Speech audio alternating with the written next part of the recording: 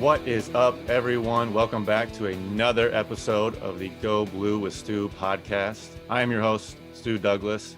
Be sure to subscribe, rate, and review. Hit that follow button on Spotify. Go subscribe on YouTube. Leave comments. Really appreciate all the support. You know, not much going on with Michigan basketball with the suspension. Not really much to talk about. So we'll wait and talk about that a little more when you know, the season gets back up and going. We got a great guest, Jordan Morgan. I love Jordan Morgan. I love playing with him. I love following his career. I'm a big fan of his on and off the court. We had a really good talk, so I think you guys will enjoy it. We talked a little bit of Michigan basketball. You know, he's in Russia right now, 8 hours difference from Eastern time zone, so he hasn't been able to see too much. We got into a little bit, talked about his overseas career, a lot of good stuff, a lot of interesting talk. He's a really introspective, interesting person, really smart guy. Someone I've kept in touch with throughout the years, and I'm thankful for that, and we'll continue to do that. It's someone you want in your corner. So yeah, subscribe, rate, review. You guys will really enjoy the episode, so check it out. Appreciate it. J-Mo, what's up, man? Appreciate you coming on the podcast. My man, Stewie D. Swilliam, how you doing? I forgot about Swilliam. Man, nobody's called me that before Swilliam. or after. Oh, yeah. That's good. Yeah. That's good.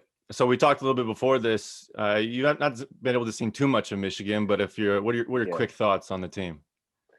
Yeah, it's tough because I'm here in Russia, so I'm 8 hours ahead.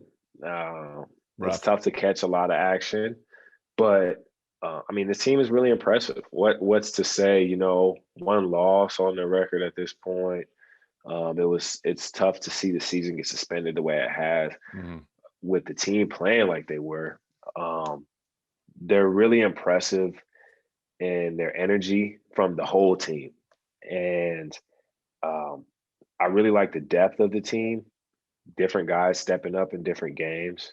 Obviously, you know, you got your big name players, you got your Hunter Dickinsons, you've got, you know, your Isaiah Livers, you got those guys, but it seems like every game somebody else is stepping up big, and that's really important.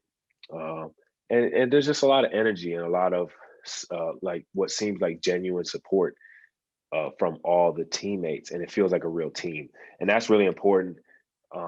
As you know, and I know, especially towards the end of the season, and to really be successful, you got to really buy into the team, and it seems like Coach Howard, you know, Juwan, shout out to Juwan, has these guys really bought into the team. And it's just fun to watch. I mean, and I know I speak for a lot of Michigan fans and just say, man, they have been a lot of fun to watch. Yeah, win or lose, they're always exciting. And you always know, you know, even if they're playing bad, like they're giving it all their effort. Like I see a lot of J-Mos out there. Yeah. I see a lot of J-Mos, Right. that's for sure. Right. But it's funny, right. you mentioned the 8 hour difference, and throughout the years, people are like, man, you've been able to watch Michigan catch up. I'm like, dude, I can't. Maybe if I wake up at like 3 a.m. and like check a box score, you know, watch some highlights, but it is tough. It's tough to catch all the little details and like talk about it. So it's nice, man. I've been home this whole time, so it's nice to see those games. So yeah, we won't go far into that because of those issues. But you know, I was going through talking about, or like writing down what I want to talk to you about. And my first memory of you is when you first stepped on campus and what some would call, if they said it nicely, out of shape. Yeah. And just your transformation from then on, it was like, I was like, who is this kid? Like, why is he so overweight? You were hurt, obviously. And I want you to go into that a little bit, but I was like, it's just funny to look back at that picture, and maybe we can put it like in a little screenshot or something up, but like that picture to now is just incredible.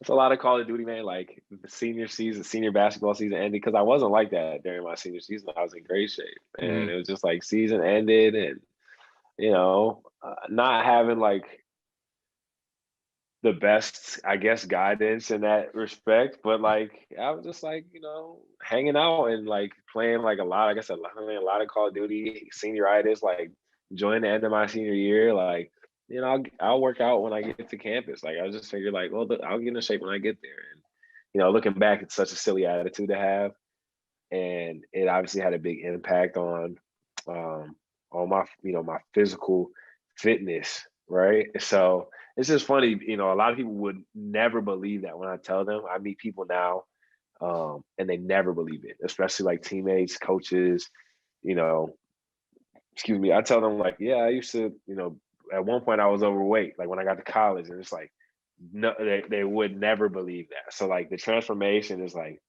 it is so drastic that people can't even picture like that. That doesn't even make sense to them. No, because you're a workout freak. You're very strict, just in like your entire life. Like you're a very organized person, so it's kind of out of place. But it didn't take Yeah. long for you to get back into shape. I just remember Coach teasing you all the time, like, "Who is this kid? Like, he was supposed to be my Yeah. Detroit Yeah. guy. I Like didn't my recruit this kid. yeah, like Yeah. what the hell's going on?" But no, you quickly turned it Yeah. around. But I want to go into some of that first year, the redshirt year, and I Yeah. mean, I'm trying to think of a guy that I know that's redshirted recently. Like it just doesn't happen too often. And why, what Yeah. went into that decision? Was that difficult for you? And like, how was that entire year? Yeah. I mean, so there was a number of factors. I remember Coach B like first talking to me about it. And, you know, I think that coaches don't even advocate for it that much anymore just Hmm. because of the way college basketball operates nowadays. It's like, Right. you know, get churn players in and out. And like luckily I was with a coach that, you know, you and I know, and a lot of people, you know from him, you know, his interviews and stuff from the outside, he's always a long-term view coach, right? And so he Yeah. was always thinking about guys. He never recruited guys and with the thought of them like leaving. And he always was like trying to find guys that he could build into, you know, long-term stable players for the program. So I was blessed in that regard that he was the coach that recruited me. But a few factors, like a few of the main factors was number one, like you said, I came on the campus and was injured. Like I needed to have surgery like my first week I got there. And on my knee. And that was a 5 month recovery. So I come into campus, I'm out of shape and I'm injured now. And I'm like, I'm out for 5 months. So at that point, it's like I'm already so behind. We get on campus in July. I'm not even back into practice until after the season started. Yeah. So it's like at that point, like I'm so behind the eight ball. Like we didn't have summer workouts at that time. Like summer workouts were like they were a no by like the NCAA. They were banned by the NCAA. So now thankfully they wised up on that one. But at that time, we didn't have like practice like for plays and things like that. We just had optional workouts. And but regardless, like I was behind. I missed practice. I missed the preseason. And then another big factor that Coach Beilein and I talked about was like my academic path. So studying engineering, he was already nervous about me doing that, and I was clear about that when I was being recruited that I wanted to. Hmm. I got accepted into the College of Engineering, and I was following through on it. And for him, having that cushion of extra time for that program was something that he wanted to have, and um, he kind of pushed me in that direction a little bit for that reason too. And so, I mean, all in all, it really worked out.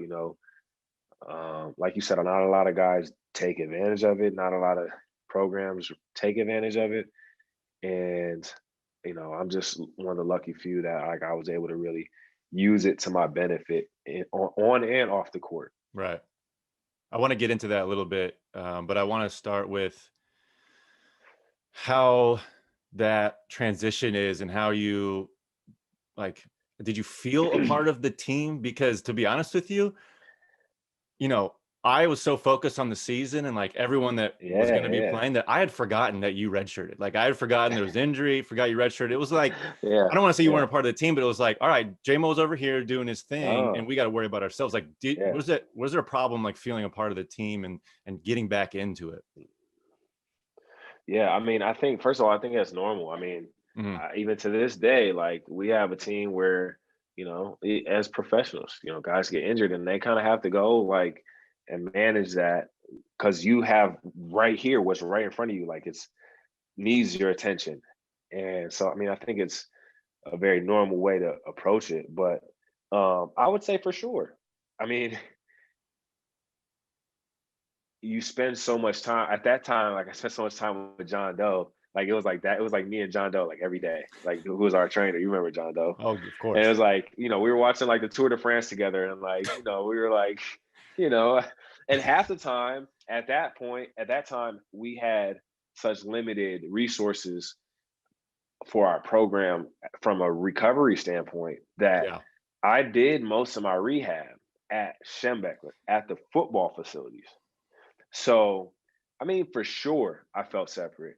And, you know, a- I don't necessarily feel like it was anybody's fault or like it should have been different, but um, I spent most of my time like away from the team. And I mean, it's challenging. I mean, that was Yeah. definitely one of the times I look back on in my life as one of the more challenging things that I faced. But um, I think of it as an experience that kind of shaped me because when I came back, I was really hungry. In the summer before that, the following season, before when we had preparing for like our European tour and stuff, like I was very hungry at that time. I worked my ass off um, when I got back onto the court in general, and so that was definitely like a defining experience. So I definitely appreciate that adversity. I mean, I imagine you just have to keep reminding yourself of the end goal, but like that year has to seem so, so long. I mean, don't get me wrong, you missed a great year to miss. Like we sucked and everything was disappointing. Like you had no responsibility for any of our losses. So it was a good year to miss. But I mean, imagine that Yeah, there's times like, did you seek help, like guidance? Like, I know you have great parents. I love your parents, but yeah, it's a yeah. very lonely thing. Like, there's got to be a lot of ups and downs there. Were you able to stay focused and just keep that long-term mindset, or how was that? I mean, luckily we were surrounded by such great people. And like, it's funny you talk about how long that year was because if you remember, I came back from my knee injury and I think I was back for like a month before I dislocated my shoulder. Mhm. And it was like two months maybe that I was healthy before I dislocated my shoulder. And then I was back in rehab for another 6 months. So um we were lucky as a team that we had some really good people, at least like in the athletic department, especially at the time, like having Brian Townsend around, having Greg Harden around, having Coach Beilein. But it was kind of just like it was kind of just like you just endure, man. I don't know how else to say it. Yeah. You definitely keep the end goal in mind.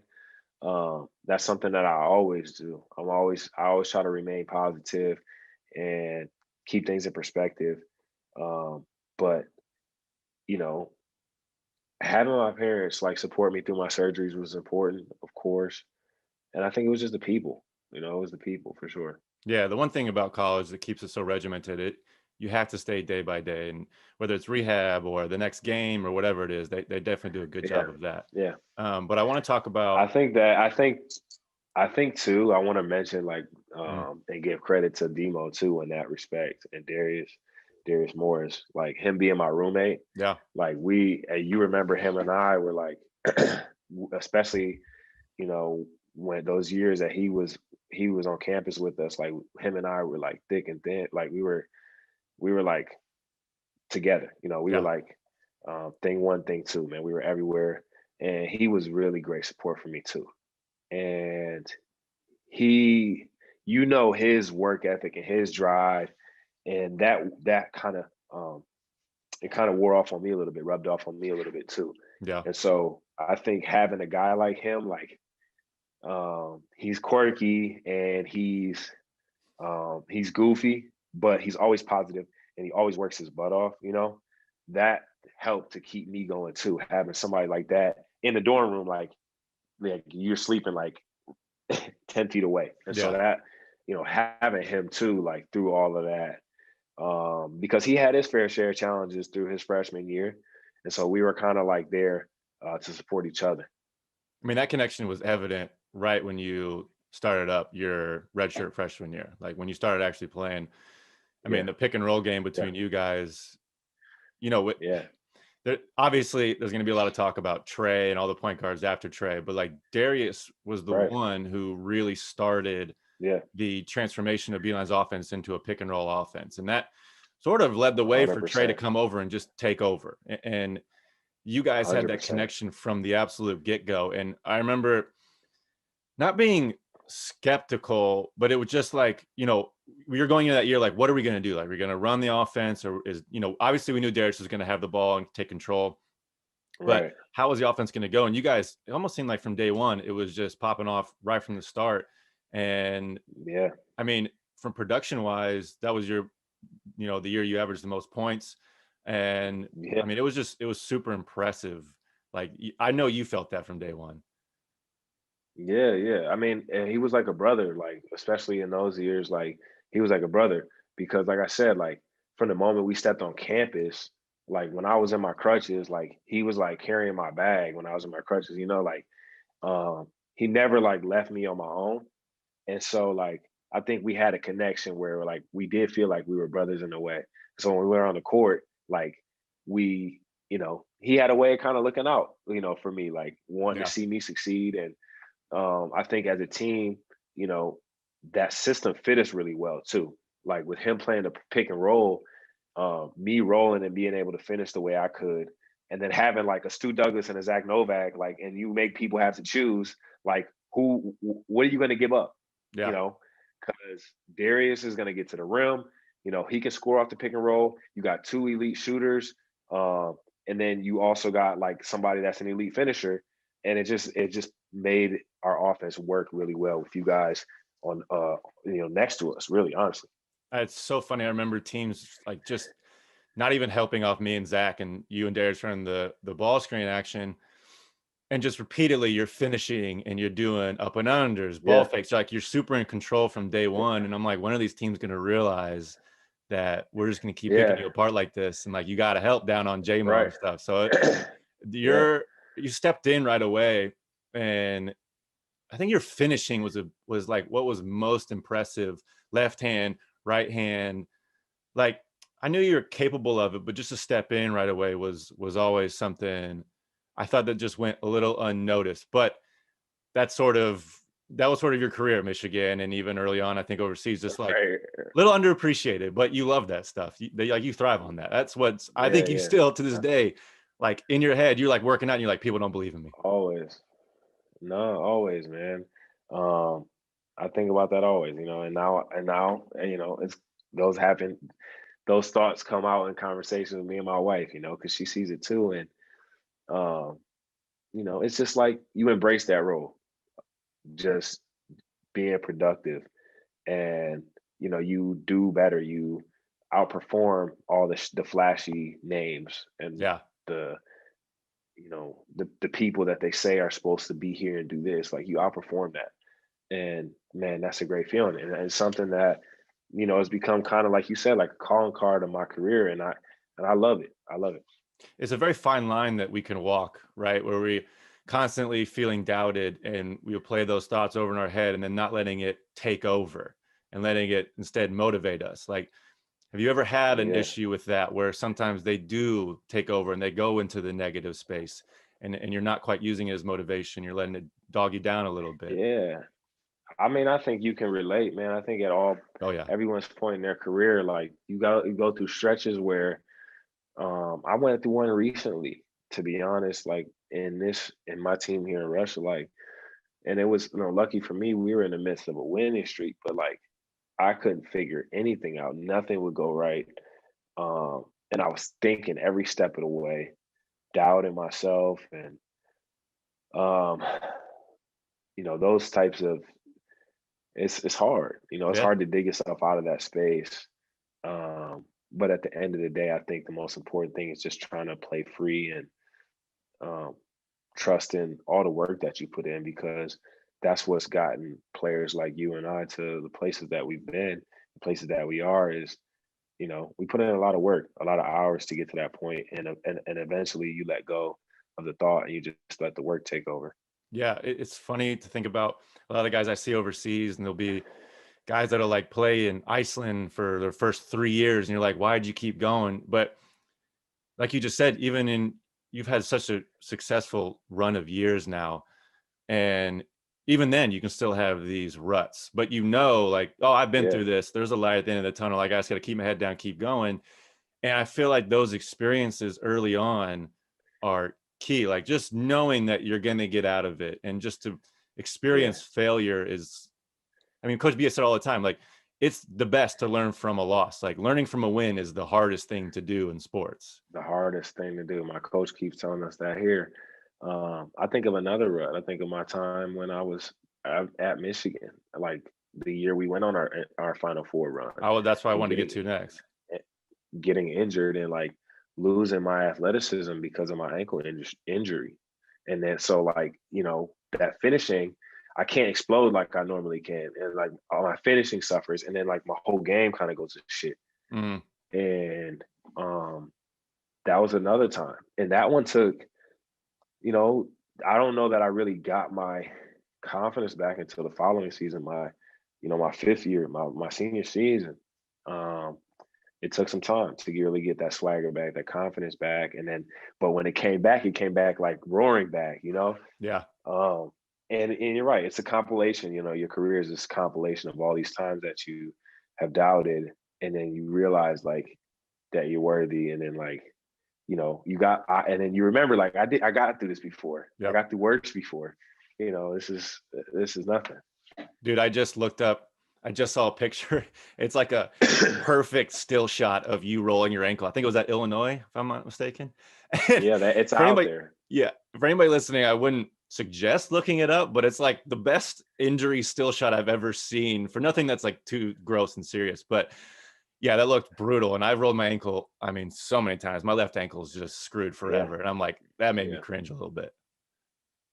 Yeah, I mean, I remember them telling me like, yeah, you would have been better off breaking your ankle. Like it Oh, took me to not, I mean, I had purple like up my leg, like, it was bad. My foot was huge. And I just to play like a week later, I was in the pool like every day, like I think there's a picture out there of me doing my homework in the pool trying to get, something back out of it.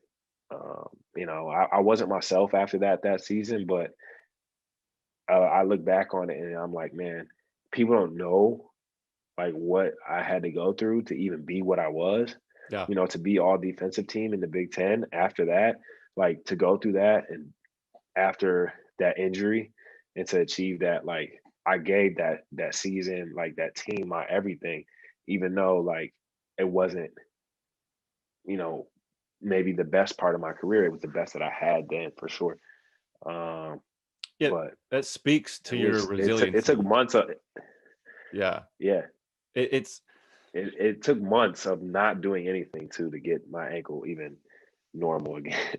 Yeah, because you're just I've been there like that, especially if it's something serious like that. That inflammation will stick in there. It'll affect you for a Yeah, while, and you just gotta let it rest and really yeah, aggressive rehab. But I was yeah, looking at the numbers and seeing that year and the success that you guys had, but also, yeah, you started most of the games and you got hurt in the Big Ten season and had to finish out. But you played the least amount of minutes that you had in your entire Michigan career, you know, and the team is having success. And mhm, you were all defensive team for the Big Ten. Like, yeah, I I know you're resilient and I know you're mentally tough, and I've seen it over and over and over. And we can't quite detail everything. Like, just because I know you, it's hard to yeah. explain it. But I mean, how do you even did you think when you went into that year, like, that you guys were that good and that maybe you'd have to sacrifice some things? Or was that a process of like learning to sacrifice along the way? It definitely happened along the way, and it was like a lesson I had to keep learning. Um, because like, if you look like I started every game until I got hurt. Hmm. I still had a major role and I was doing well. And Yeah. the most important thing was like we had so much talent on the floor that like we were a better team when I was out there because I didn't demand the ball. I did all the little things. I played the defense, like I set the screens, I finished when I needed to, but like I didn't need the ball. I didn't, you know, I fit. And that injury. was tough because we struggled after that. Even when I got back to playing, we still weren't the same. Um, and the ultimate sacrifice was, I made, I feel like, was like in the NCAA tournament. And that wasn't even a decision that was ever really talked about. It just was made. Sure. Not to say that it had to be, but you saw everything that I went through in my years there to get to like that type of tournament run after everything we've been through. And to kind of just like watch it. It was like torture almost. I'm sure you just have Like our first two games of the tournament, I didn't play a minute. yeah. I didn't log 1 minute in our first two games, and they were both blowouts. And I was like, wow. And it was at the Palace, my hometown. So I was just like, that was like torture for me, man. That was because I just felt like I had given so much and worked so hard to be at that point. And when you talk about sacrifice, like what would you sacrifice for your team to do well? And that's like the ultimate question. That was like the ultimate, like most extreme example you can get. It's like, well, I literally had to sacrifice every minute that I was playing before to see my team do well. And ultimately, I was grateful for that experience. It was one of the most memorable experiences of my life, that NCAA tournament run. Yeah. It's funny to go through that experience and you'll get praised, like people have come up to me and talked about, being a role player and being in that position and helping the team that way, and they'll praise you for it and it feels good, but like you also want to scream at the top of your lungs like, yo, I have dreams, like I got basketball individual dreams. Yeah. Like somebody please listen to Yeah. me. But you can't, there's just not many places you can really express that. You got your people that you can confide in, but it is, I can only imagine going through that tournament run and being disappointed with the playing time, and then just having to compartmentalize all of it until after the year. And it's like, God, that would just be burning up inside. I'm sure after that first weekend, you had a lot of inner dialogue going on just to keep going, especially in practice. And I mean, even you could just, even nothing against Beilein, everything worked out, but like, even just looking at Beilein in the hallway, like that's gotta be rough. I was just like, man, you couldn't even tell me you were going to do that to me. Like, you couldn't even damn, I've been here for 4 years. That couldn't even give me a conversation, at that point. That's kind of how I felt. And it was just like, no, you bite that bullet and you keep it moving. You have guys like I got to give another, credit. And, you ask how you get through stuff like that. It's always your brothers. And I got to give credit in that situation to like guys like Josh Bartlestein, guys like John Horford, that were right there when, like Josh, like, Josh. I mean, I don't even have to tell you. Josh is like, we're celebrating, everybody's happy. I'm not happy, so he's not happy, Yeah. And it's just like, that's Josh.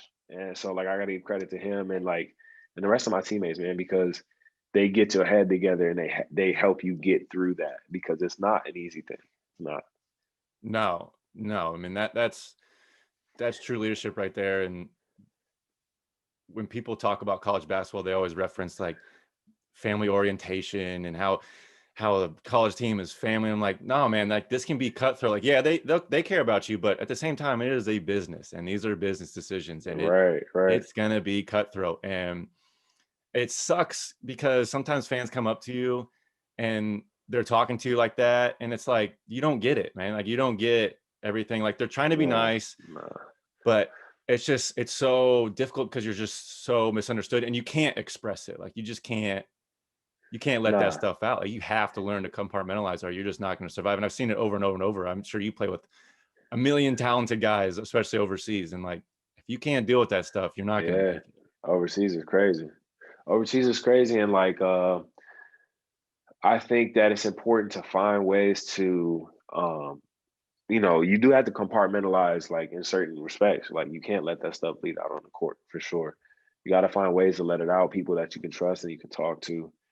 And I think one of the things that I tell myself a lot when I face situations like that or like this is that, or like if you're, as a professional, you're facing like difficult, you're not playing well. It's like, and people have expectations of you or whatever the case might be, the reality that I always try to like fall back on is like, this is part of what you want. This is what you asked for. Yeah. Like it comes with the territory.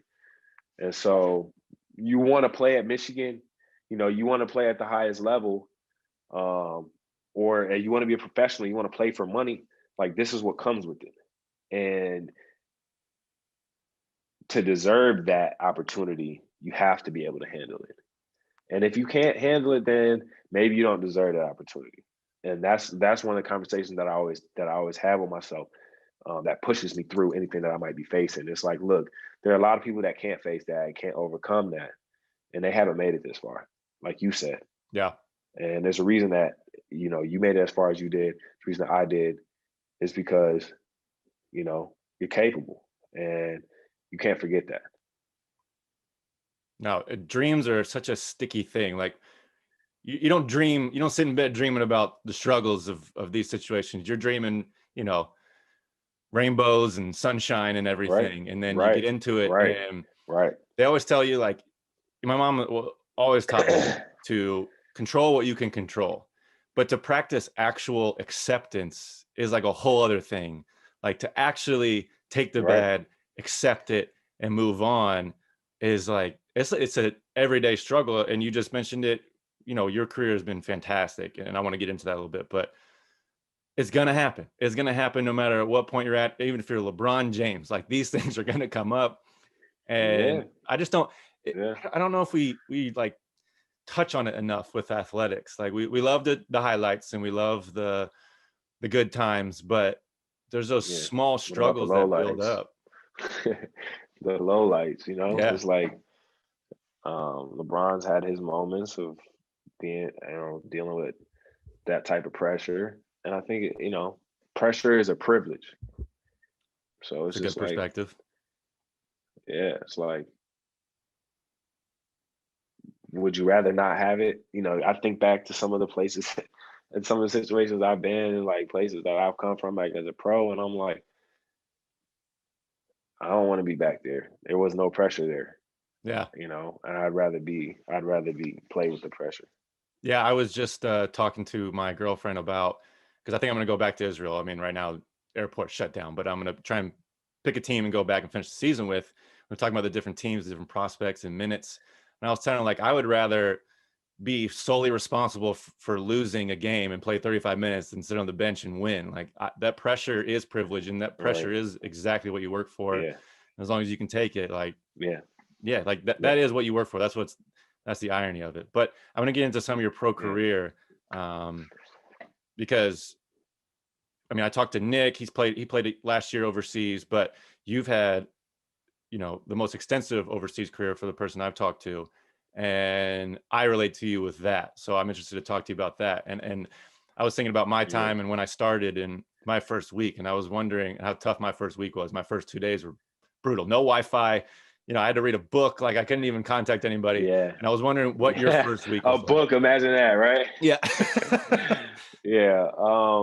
My it's funny, I just had a conversation about this. My first 3 weeks we spent I went to Rome to play, excuse me. It's late here, 8-hour time difference, right? It's 10:15. You've had a So rough schedule. Yeah. yeah. But first thing, we like get there, we set our bags down, and like, this is your apartment, like this little space, like was small, really small. Mm-hmm. And they're like, all right, here's your stuff. Like we leave like tomorrow. We're like on the road. I remember we go to a training facility here and another one, like terrible Wi-Fi. I think one had no Wi-Fi. And this is like, I have like an international plan now. Like that was like unheard of. Like at that time, it was like, your phone's not working overseas. Like you got a US phone that's not working. Uh-uh. And yeah, it was definitely a shock. I mean, that whole first year, it's like the first 2 days. It's like, no, that whole first year was a shock because it's so different, especially from Michigan. Michigan, it was family. It was like, this was like First of all, it's not like your typical season. It's, 10 months. Yeah, you're gone, Yeah. and the playing in Italy, like so much pressure put on you for like every game, like in a weird way though, like not in a positive way, like in like a, Did you ever have the managers come in not a and talk to you after a positive, like loss? the owner. The owner of the team came in and talked to us after the loss, Like, get the like hell out in of here, dude. Italian, like cursing us out Yeah. in Italian cursing us out. And um it's just such a shock, you know. And then like it's like your first time living out of the country. So like you're trying to figure out how to like live and adapt. And it's like, you go to the store and you're like, you're trying to like translate what you can, and like you buy what looks familiar, and like, oh, there's a McDonald's, like that's home. Yeah. Like McDonald's, like never eat McDonald's in the States, right? I never touch McDonald's in the States. Overseas, I'll eat McDonald's. It feels like home. It's much better quality, right? Yeah. And it's just like it's just a whole different experience when you're overseas. But just the life. It's just, the mentality, the style of play. It's theater. My wife is a dance major, and she's an artist, and she's like, basketball in Europe, it's theater. It's not like in the States. In the States, it's Interesting. like skill performance. Like here, it's like theater. Like it's like theatrical performance. Like, can you sell your fouls? Like, can you like, does the crowd love it? Make the crowd love you. Yes. It's like it's just like a whole different thing. Like, Especially Italian fans. Have you ever had any issues with some heated Italian fans?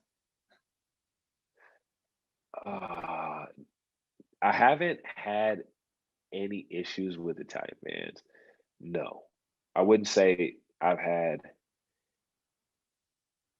No, but I remember like one of the times I do remember, like people have these crazy like overseas fan stories, right? So Hmm. mine is like from Serbia. It was Okay. like we're Yep. playing Partizan, and we're like on the road in Belgrade, and we're like we're winning, and we're about to beat Partizan at Partizan. It's like a packed stadium. And like my teammate goes to like shoot free throws to like seal the game, and they're like throwing stuff at him. Like I think they started throwing some coins at him when he's at the free throw line. And he was a good shooter, so he iced it. But then after the game, we had a police escort. I think it was like 4 police cars, like 2 in front, 2 in the back, like all the way to the border of Serbia. Like, and it was funny because we stopped at McDonald's the expressway, and they all stopped with us, and like they all got McDonald's too. It was like, but we had to have the escort all until we left the country. Like they were like with you the whole way. So that's my crazy story. I know Israel's got some pretty wild fans and wild fan stories though. Yeah. Well, especially when Israeli teams go out of the country, and then there's some anti-Semitism and some interesting stories there for sure. Yeah. Yeah, those are good ones. I've Yeah. had a few police escorts when we played internationally. Like there was one country, I don't remember exactly what it was, maybe Montenegro, but they were like, yeah, an Israeli team hasn't played here since the 90s. And like we had a major police escort. And like even No. going to Turkey, like we had, I was just in Montenegro. Yeah. I can imagine Turkey, yeah. yeah, Turkey, we had like Yeah. the Secret Service went and scouted out the area like the day before we got there and made sure everything was locked down. And like the whole hotel nobody was staying in our hotel. It was just us. Wow. I remember my first time playing in Turkey. It's actually the year I played in Italy. We were on the road. And during that year, like because of the time difference, like, and Kate, my wife at the time, was my girlfriend at the time, she stayed home. And I used to wake up and talk to her like in the middle of the night because of the time difference. Mm. And I remember being up at like 5, and our window was open. And if you know anything about Turkey, at 5 o'clock in the morning, their prayers come on, and it's like on this loudspeaker, and the loudspeaker must have been like right outside our window. And I'm not kidding. I start freaking out. I'm like, we're like this team full of Americans from Rome, like, I don't know anything about Turkey. I think it's like, I'm thinking the worst. It's like because it's like Arabic screaming from a Oh, loudspeaker right outside the window, yeah, I've heard it. and like it's loud. Like if you ever heard it, like you don't understand. Like you can look it up. Like, um, I didn't at the time had no idea that they were praying or anything. Like, but the guy comes on, and it was my first time hearing it. That's so So funny. like, and I know nothing about the world. I know nothing about Turkey, and it's not like I'm in Istanbul. I'm in a city that I would eventually play in later, Bandırma, which Hmm. is like a village. So I'm in this like Turkish village, and like this loudspeaker of Arabic, like what at the time sounded like yelling, comes on outside my window, and I'm like panicking. Um, so then I put two and two together, and but that was my first introduction to like a major culture difference. Yeah, there was my first year in Israel, my like little neighborhood.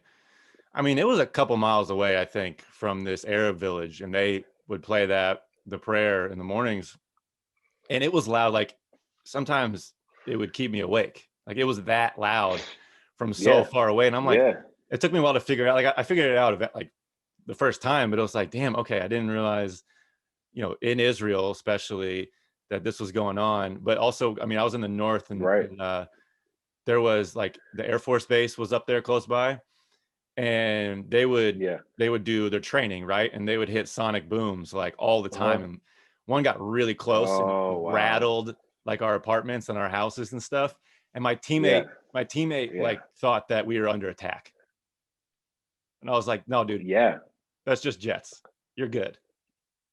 yeah. For it's funny. It's actually I had and when I was living in that city in Turkey in Bandırma, which I have a good place in my heart for. It was a great great season for me, great team. Um, that unfortunately is no longer no longer around, but they also had a base there with jets taking coming and going, and that Mm, those things are so loud, dude, you have no so idea. loud. Yeah, people don't realize, I think. I want to talk about that gym though in Yeah, Bandurma, because I played there the yeah. year before you got there. We played them, and it is like attached to the chicken factory, I think, right? No, so it's not a chicken factory that it's attached to. It's actually like a school. It's an academy, and the chicken factories are down the street, but the main sponsor was Bambit, like the chicken company. So if you're thinking like Gotcha. think of Tyson chicken, like this is the Tyson of turkey, Yeah. Bambit. And they had an academy attached there. Like I come to find out when I'm living there, where they have kids of every age that live there. They come from all over Turkey. They recruit them from all over Turkey. Some of the best kids to come live there. They eat their meals there, um, and it's actually a really noble thing that they stayed committed to for a long time, even in financial hardship. So yeah, It's funny. I played there, and well, I want to talk about the gym real quick because the gym is really cool. Like the stands are elevated, and there's like a wall like around the hmm entire court. And I thought that was super cool. It's it's very like a small. pit. Like it can get. It sounds like. I feel like it would get really loud, like if Fenerbahce Oh comes in yeah, or some crazy team. really But loud and really hot. Yeah. yeah, but my favorite was I walked out at halftime, and it was just smoke, like smoke all in the air. I'm like, Oh what the yeah. hell just happened? People are smoking inside. Like, what is going on? Like, yeah, they don't care, man. Like, and I'm picturing it being really bad when it's like a packed house and like you coming out at halftime, and it's just smoke. It cleared out for the Yeah. beginning of third quarter, And but when I played there, we beat Fenner actually in overtime in damn, that gym, and it was unbelievable. I can't even imagine. Unbelievable. The atmosphere was crazy. Yeah. Shout out to Devin Oliver, our boy Devin Oliver from Kalamazoo. Played at Yeah. Dayton. We love him. Yes. But one more He's funny back thing in Turkey now too. is it? Yeah, yeah, that's right. That's Yeah. right. That's right. I talked to him a little bit Yeah. last week. Yeah. But I don't know if you saw this, but when we played there, we're going through like the front hall, and I see this Banvit, like I guess like a Oh, little we advertisement. have to put the picture up. I know exactly what you're talking about. The Yeah, picture has to go. I have it. you have it. I have it. If you need it, I have it. Yeah, you gotta Yes. send it to me. You gotta send it to me, and I gotta ask Tim about it. But I'm going through, and it's like, the hell, Tim Hardaway is advertising in an advertisement for Banvit. This little poster, and I'm Junior like, and senior. Junior, yeah. I forgot about that part. That's the best part. Yes. Oh my Yes. God. Where do you even do that? I don't even understand how I that saw happens. that.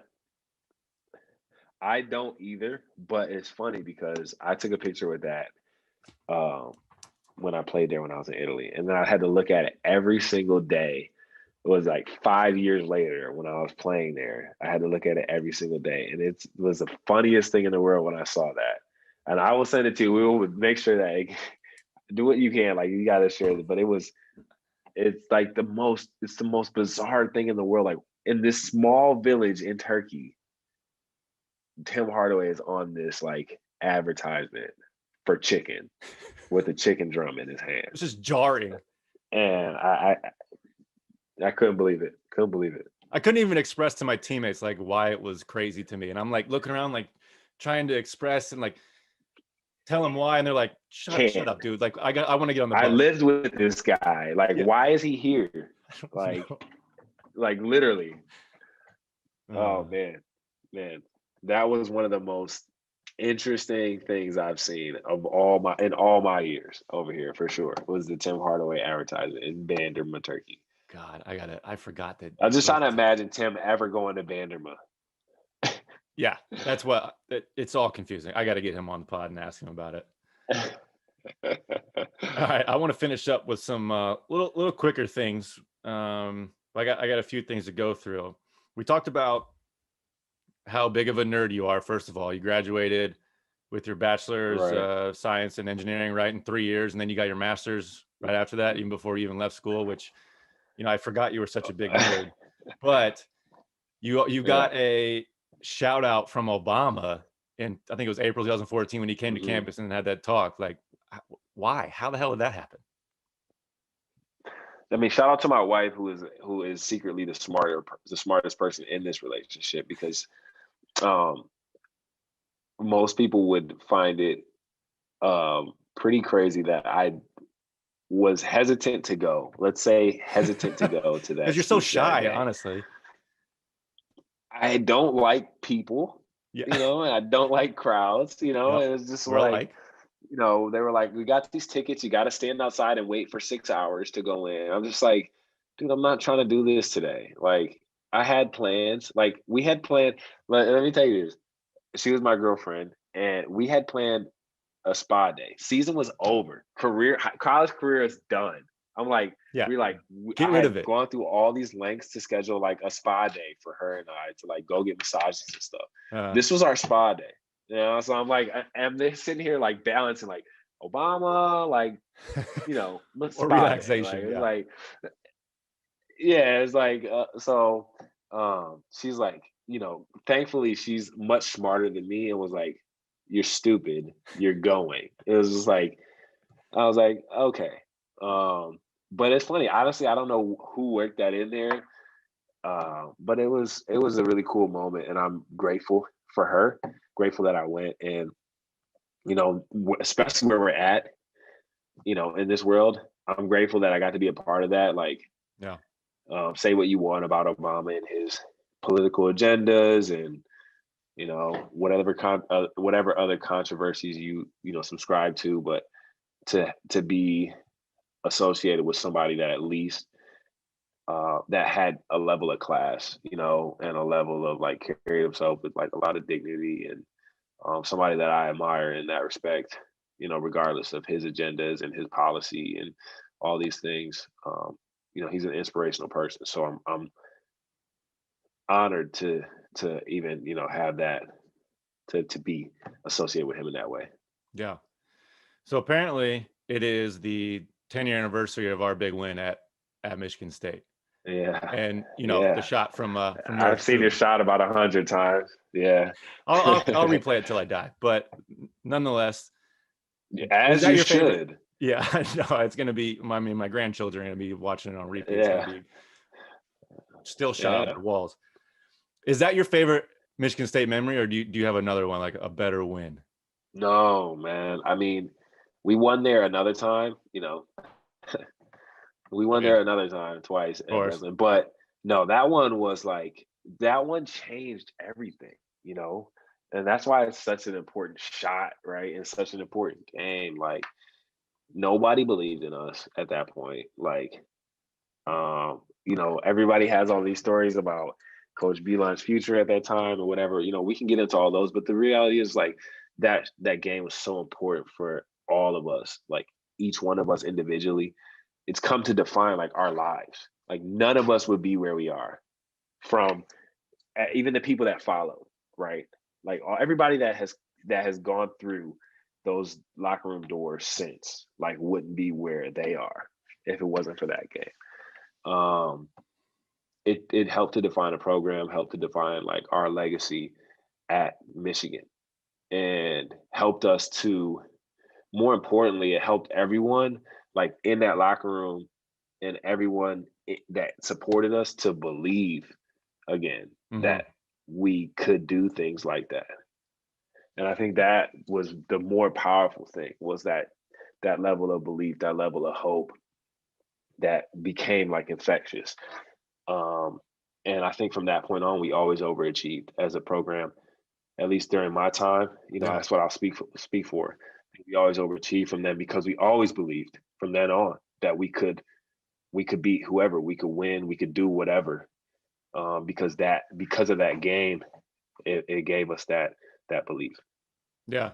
And I want to shout out the friendship between our moms, because I just saw on Facebook my mom posted about the shot and the 10-year anniversary, and then your mom commented on it saying that after the game you came out of the locker room and you're like, I just want to get the hell out of this like nasty place. She said something to that effect, and I was like, dang, I didn't like. Did you always Yeah, dislike Michigan State growing up? and me. Yeah. I mean, I did. So like, it's weird because I did. Like, I grew up a big Michigan football fan Okay. more than anything, and I remember like even when I was a kid, like my grandfather had season tickets from when my mom was a kid, so I grew up on Michigan football, and there was a long time ticket holder next to my grandfather's tickets, who I used to see every time I would go when my mom would take me, and he used to tell me like, "You're gonna go play over there at Chrysler when you get big, when you get older." So like that's like our ironic family story, but um, it was weird because in high school, like Michigan State did recruit me a little bit when I was a freshman, and um, I was like, oh, like this is cool. Like at the time, Of course. like I never thought about Michigan basketball. Not until Coach B got hired did I really like ever seriously think about Michigan basketball. I even went to a few games. I remember like Daniel Horton, guys like that playing, and I don't know. It's not to say that I preferred Michigan State.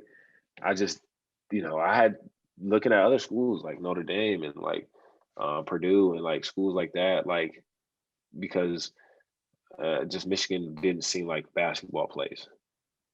Right. And then, it kind of my perspective changed when Coach B took the job, and like I kind of fell back in love with Michigan a little bit. It kind of was like full circle, you Yeah. know. Makes sense.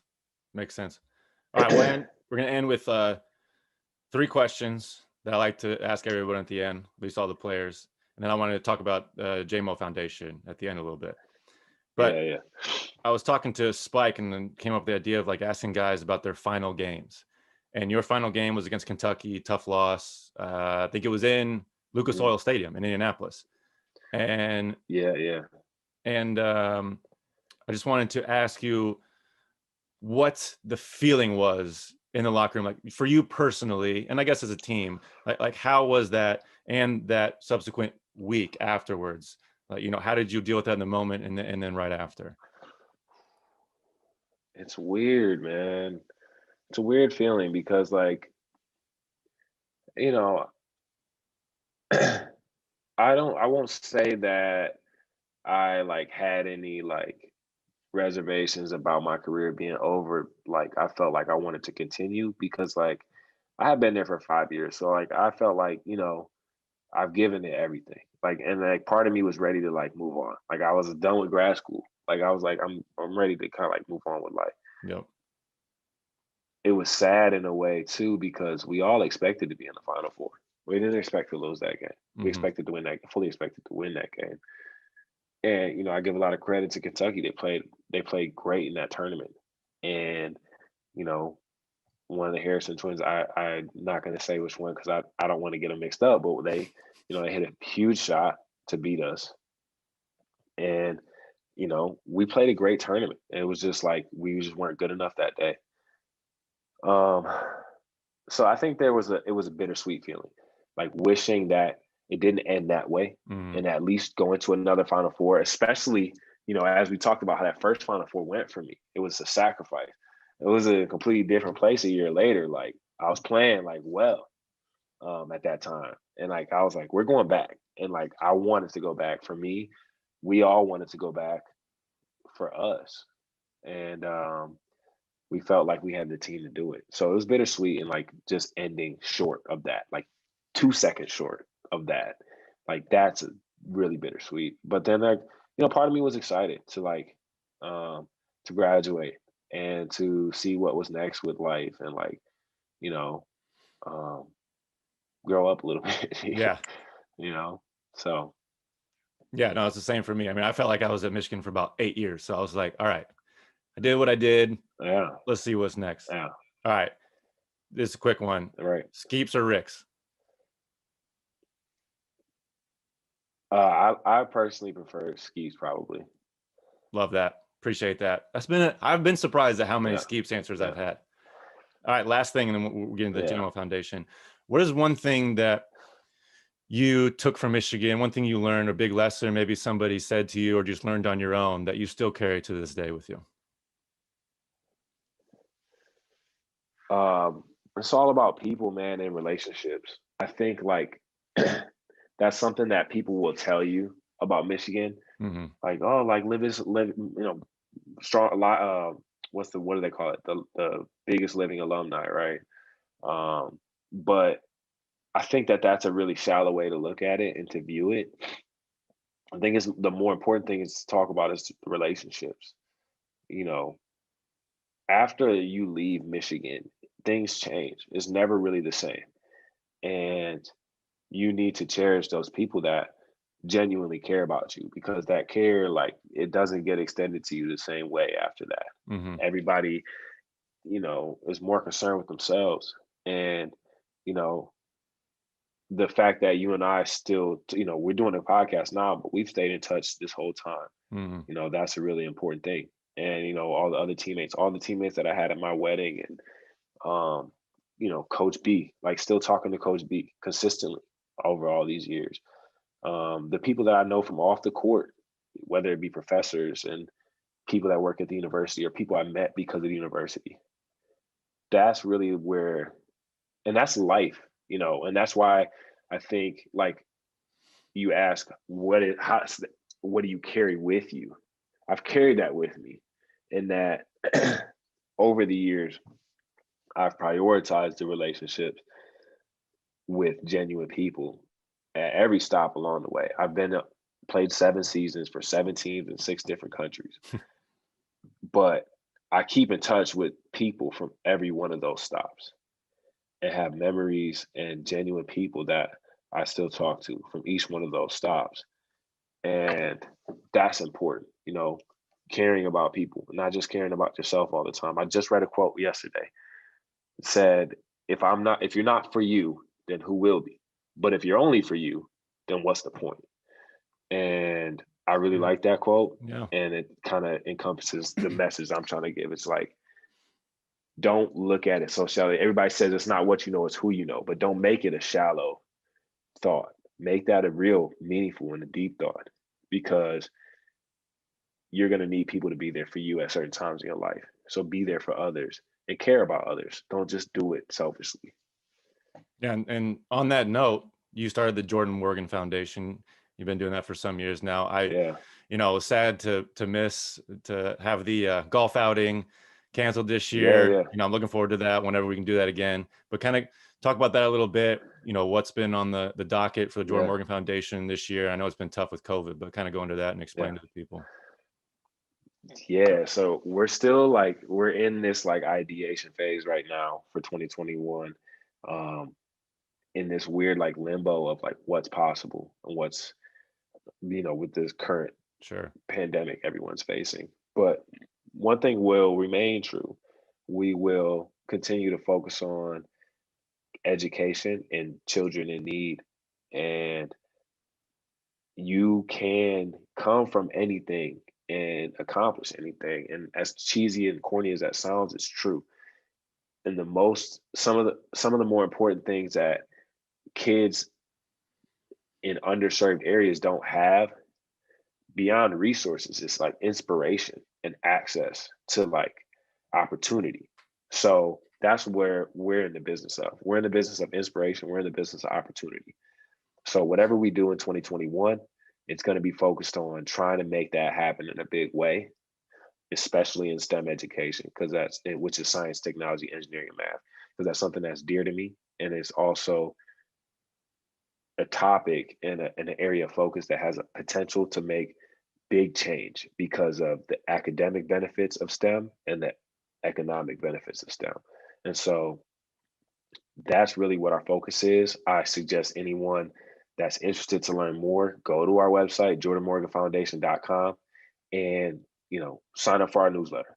As soon as we have updates about programming, about opportunity for volunteering to donate, you'll be the first to know. But again, we're in this phase where we're really trying to figure out for 2021 and beyond how we want to really leave our mark on the world and especially on Detroit and on Michigan. Yeah, things are ripe for change. That is for sure. That's for sure. J-Mo, man, I appreciate you. Always a big fan. I'm a huge fan of yours, always on and off the court. And so I appreciate you coming on talking. We're going to have to do it again in a few months. So be prepared for that. Yeah. All right, man. Don't worry. We'll have a lot to talk about. I'll make sure of it. Perfect. All right, man. Take it easy. Thanks. Yeah, my man. Thanks for having me, man. Yeah.